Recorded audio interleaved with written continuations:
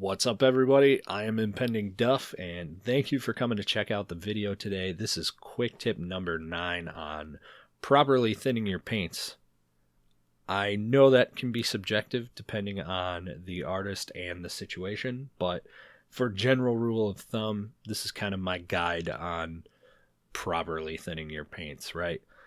For those of you who are new to the channel or new to this series, this might be the first quick tip you're watching.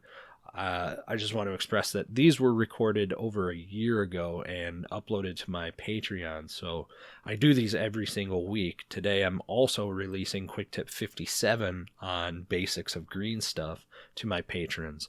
That won't be here on my YouTube for another year. So these quick tips are an exclusive to Patreon for an entire year. If you're interested in checking out the new quick tips every week, plus the archive I have on my Patreon, you can check out the link down below. But I hope this is a helpful video to you. The production value is starting to kind of show that I realize these might actually have become something, although it's not perfect yet. I definitely lean into the more explanative, I don't know what word I'm trying to use, but you get the point.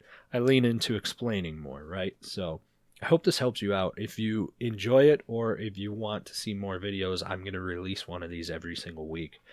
Do me a favor, hit that subscribe button here, and if you so feel compelled, let me know what you think in the comments down below. And of course, thumbs up always go a long way. So I appreciate you. Enjoy the tutorial. I'll catch you next week. Ladies and gentlemen, quick tip number 9. I feel like I should sing something, or is that Mambo? Mambo number 9, right? I don't know. Anyway, this came up in a one-on-one class last night with one of the students, so I thought it was a really good tip, something that we could go over together as a quick tip as opposed to maybe a full-on YouTube tutorial. Is properly thinning your paints. I think a lot of people don't really understand how to properly thin their paints. So the example I used last night in the class was with skin and different underlaying tones. So that's what I'm going to go through right now real quick here. I've got 4 of the most commonly used undertones for a base coat of flesh. And I have my favorite starting point of flesh tone, which is Pro-Acryl Shadow Flesh. Pretty much any Caucasian workup starts with Shadow Flesh for me. I'm not going to tell you what I typically like to use as an undertone, which would be like your primer, essentially, or maybe you prime in black, you prime in white, and then you do the green. These are just the 4 most commonly used undertones, okay? Don't worry, this isn't a skin tone lesson. This is all about thinning your paints, okay? So I'm just going to take real quick, and I'm going to grab some of this Shadow Flesh, and I'm going to paint a line over all 4 of these colors. I should probably make sure I actually have some on the brush here. But I'll go ahead and I'll drop this across all 4 of these base colors. And once it dries, we'll kind of take note. This is full opacity. It's not thinned in any way, shape, or form. But we'll take note once that's dry, okay? So now I'm going to go over and I'm going to talk about properly thinning our paint. Now, Pro-Acryl is generally pretty damn good right out of the gate.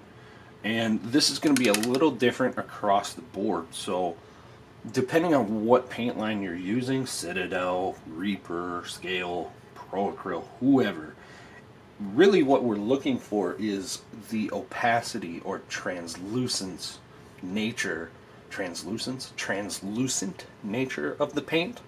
So what we're going to focus on is thinning the paint down and gauging it on something like this versus the actual consistency of the paint, because this is not going to be the same across the board between Reaper, Citadel, so on and so forth. So what I'm looking for is, with full opacity paint, you almost cannot see the influence of any of these colors underneath it. To the properly trained eye, yes, you can see a very slight change in, say, the black. Maybe a little bit. I mean, for me, I can see it because I've been working and painting for competitions, etc., for a while now. But really, there isn't a major tonal influence, if you will, when you're at full opacity. So what we're going to focus on is thinning our paint down so that we can get that influence without basically working in a transparent nature. Okay, so one of the biggest frustrations I have with the Games Workshop videos is that they're really just kind of vague as far as how much mix you're going to do. So this will hopefully help you understand when Duncan or PT or whoever says we're going to thin our paints to about that consistency. Well, what is that consistency? Hopefully this video is going to help you understand that. So I've just got some medium here. This is airbrush medium from Golden. You guys know I love that stuff. You can use water. Don't use flow improver. Water's fine. Distilled water's even better. Medium's great. But I'm going to come over here and I'm going to find this consistency in this paint that I'm looking for, to where I want it to be a nice, good, even opacity and coating, but thin enough that you can still see a little bit of that influence through it. And now I know this by the paint.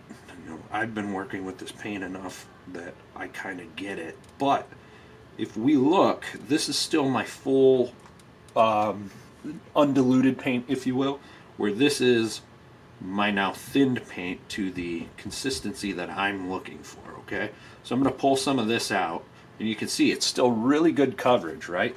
But it's smooth, it's flat, it's somewhat fluid. And then I'm going to pull some of this out, and you can see it's quite a bit more thick and dense. It still does flatten itself out a little bit, but for shits and giggles, let's go ahead and paint this on to the plastic card here and give you an idea of what we're looking for. And then you can see that influence of the underlayment color. And again, we're going to have to kind of take it this way. Now, you can see it's a nice thin layer. And as it dries, you'll see more of that influence through the paint itself, okay? All right, so what I really want you guys to focus on, I'm going to bring this camera in real close. Hopefully you guys can see this difference here. Now look real close. Again, it's not going to be nearly as drastic as you would anticipate, but if you look at the difference between the two colors here, let me see if I can get the camera to stop shaking. If you look at the difference between the two colors here, the full opacity and the thinned paint, this one looks a little more rich, a little more red, if you will, where this one, it basically looks the same all the way across, right? You come into the green. Now imagine this being like your shadow and your highlight. You know, the paint's going to be a little thin in the shadows. You're pulling your paint towards your highlights. So this would be a highlight where this little recess here, that's your shadow. And throughout the whole strip here in the green, you see that darker influence versus that brighter, richer influence over here. Come into the yellow, and the skin tone takes on a more peachy effect. Okay? It's not nearly as cold as obviously under green, or on top of green, it's cold. And then you come into the black, and of course you've got a much deeper shadow. This could even get you somewhere in the realm of, say, American Indian skin tones. For those of you who do any historical stuff, you could start with a black underlaying color or underlaying tone, base with the shadow flesh, and then work up your highlights from there. But the point is that I've thinned the paint to a consistency that it lends some translucency to the underlaying color, but not so much opacity that it completely blocks it out like it does full opacity. Now on the convex, we can get into this, and again, this is the consistency of the paint here, right? Stop shaking, please. what happens when we turn this into too thinned paint? Essentially it turns into a glaze, right? Well, now we're not going to get the same translucency that we wanted. We're essentially going to end up glazing with it, and you're going to struggle to really use that underlaying color, right? You're almost not even going to see any influence with that shadow flesh at all. It's essentially a glaze. Now you're just going to be doing more work. Is this bad? No, not necessarily, depending on what you're going to be applying it to. Glazes are fine. You guys know I love painting glazes. This will just take a lot longer to build up to opacity. You can use that in certain aspects, but the perfectly thinned paint will have a nice smooth consistency. There's no texture to that paint whatsoever, and when you need it, you do 2 thin coats, right? If I did a second layer over this, it would get closer to this, but it'll still lend some of that influence from each one of these 4 colors through the paint without overly exaggerating it. So give yourself some time, especially if you're working with a new color or a new paint line. Give yourself some time. Take some plastic card, grab a Tupperware old cottage cheese container lid, or cut up a milk jug or something into little pieces of plastic like this, prime it, and shoot yourself a bunch of different colors just to kind of see what the influence is from a properly thin paint underneath, and work yourself out, you know, full opacity, perfectly thinned, and too thin, or glaze consistency, so that you can understand how your paint line is going to read with any underlaying tones. And this is the same with a lot of people will shoot a zenithal prime, right? Black all over, gray or white from a 45 degree or higher, straight down on the miniature. That's a zenithal prime. Well, a lot of people will then come in and paint full opacity paint over the top of that and waste their zenithal prime. Is it really a waste? No, not necessarily, because that is giving you a mental roadmap to kind of understand the light and shadow. But if you're using a properly thin paint, you can also combo that with your zenithal prime to kind of cheat or create shadows and highlights prematurely for you, so that all you're doing is you're still able to see those influences, and then you know, okay, like take for instance the black and white next to each other, right? So I know down here I've got my shadow, and then I know right here I've got my highlights. So when I come in with my next color of a lighter color, then I'm going to start pulling that highlight closer to the very pure white areas, and then maybe I might work in some purples in that skin tone for the shadow, so I know to pull them where I see the darker influence from the black underlaying tone. So really understanding how to properly thin your paints is a huge thing, and it just takes some time to work with it, really.